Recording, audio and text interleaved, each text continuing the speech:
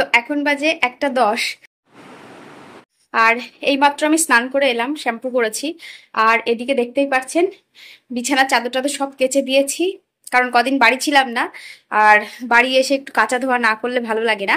তো সেই জন্য সব জামা কাপড় কেচে দিয়েছি। সকাল থেকে অনেক কাজ ছিল, যে জন্য আমি ভিডিও আর শুরু করতে পারিনি। তো এখন থেকে ভিডিওটা শুরু করছি।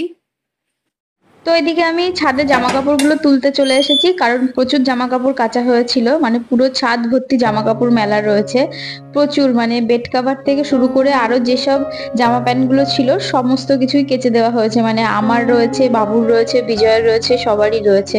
তো নিচের থেকে বালতিটা আনতে ভুলে গিয়েছিলাম, তো বালতিটা নিয়ে এসেছি। এবার সব জামা কাপড়গুলো ঝেড়ে ঝেড়ে, সবই শুকিয়ে গেছে কারণ কেচেছি অনেকক্ষণই হয়ে গেল।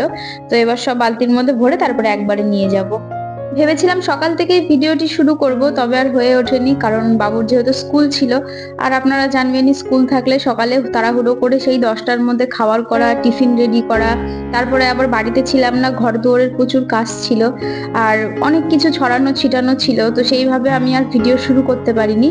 সেই কারণেই সমস্ত কাজ রান্না বাড়ি সেরে তারপরে এবেলার থেকে ভিডিওটি শুরু করলাম, কারণ এমনিতেই অনেক কটা দিন হলো ভিডিও দেওয়া হয় না।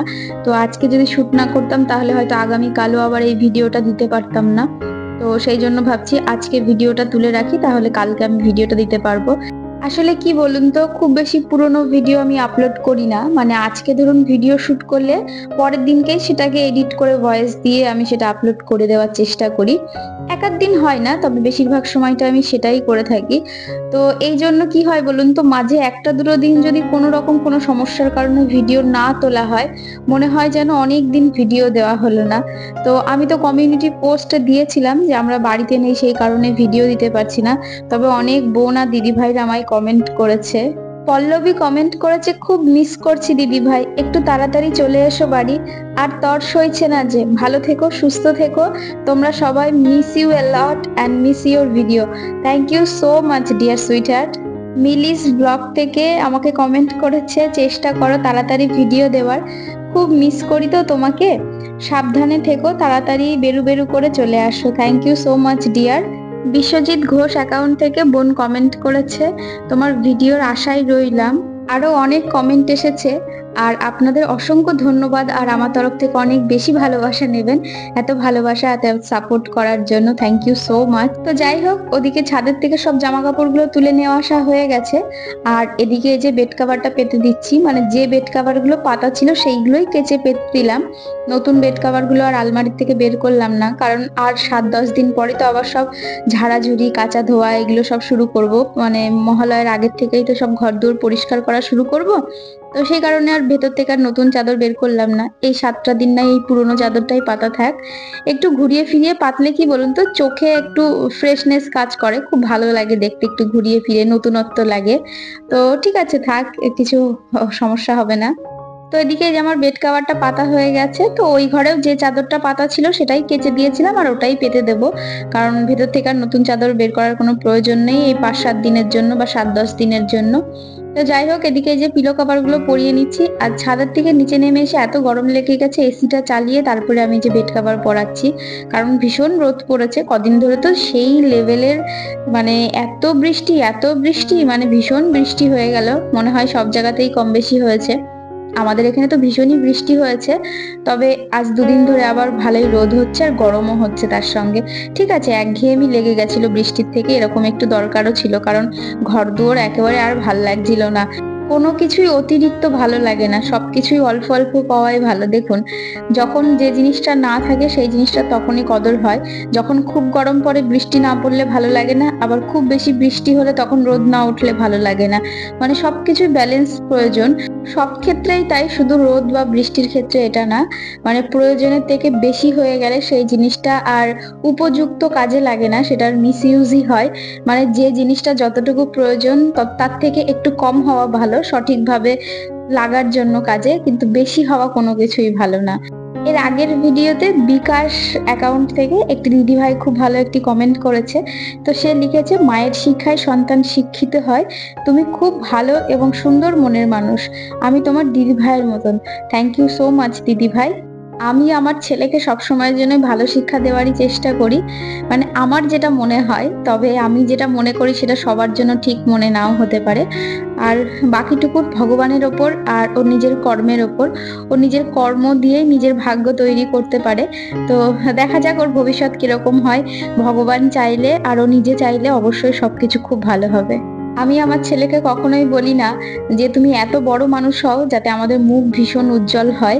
আমি সবসময়ের জন্য তাকে এটাই বলি। হয়তো এই কথাটা শুনতে অনেকের খুব খারাপ লাগবে, আবার অনেকে হয়তো আমার কথাটা বুঝতেও পারবে। তো আমি আমার ছেলেকে সবসময়ের জন্য বলি, তুমি যতটুকু করবে তোমার নিজের থাকবে। সারা জীবন না আমি তোমার সঙ্গে থাকবো, না তোমার বাবা তোমার সঙ্গে থাকবে। তোমার সমস্যা তোমাকেই সমাধান করতে হবে, কেউ যে তোমার সমস্যা সমাধান করবে না।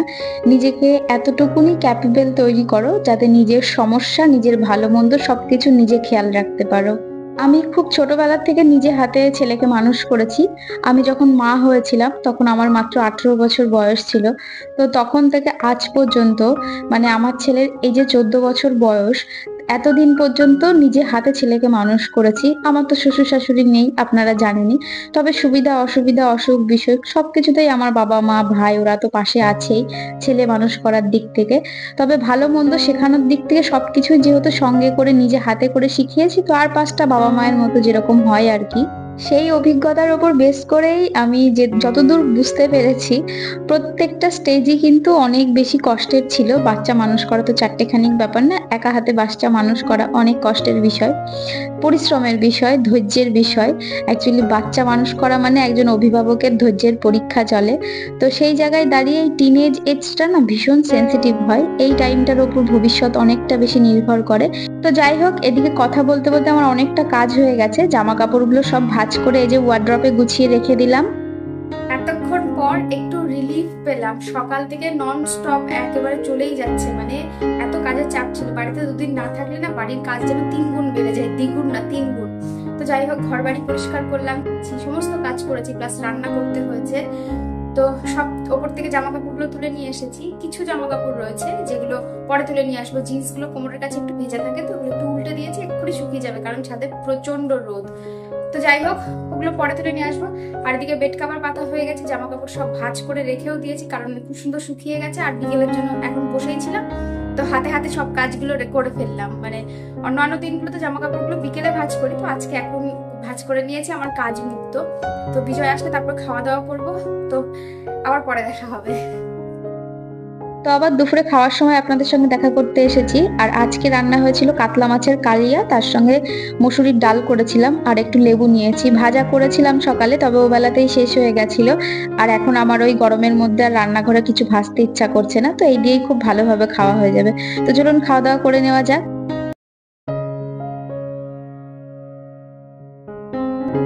Good afternoon. তো আবার সন্ধ্যাবেলায় দেখা করতে এসেছি। এখন ওই সন্ধ্যা 6:30 মতো বাজে।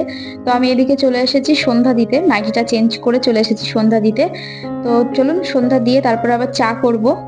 তো ভিডিওটা এখানেই শেষ করব। হয়তো আজকের ভিডিওটা একটু ছোট হয়ে গেল, প্লিজ কিছু মনে করবেন না। অনেক দিদি ভাইরা বলবে মাম্পি ভিডিও ছোট হয়ে গেছে, তবে নেক্সট ভিডিওগুলো আমি অবশ্যই বড় দেওয়ার চেষ্টা করব। তো ভিডিওটা আর বেশি বড় করব না। আর আজকের ভিডিওটা আপনাদের কেমন লাগলো কমেন্ট করে অবশ্যই জানাবেন, ভালো লাগলে একটি লাইক করবেন। তো আবারও দেখাবেন নতুন কোনো ভিডিও নিয়ে, ততক্ষণ সুস্থ থাকবেন, ভালো থাকবেন, টাটা।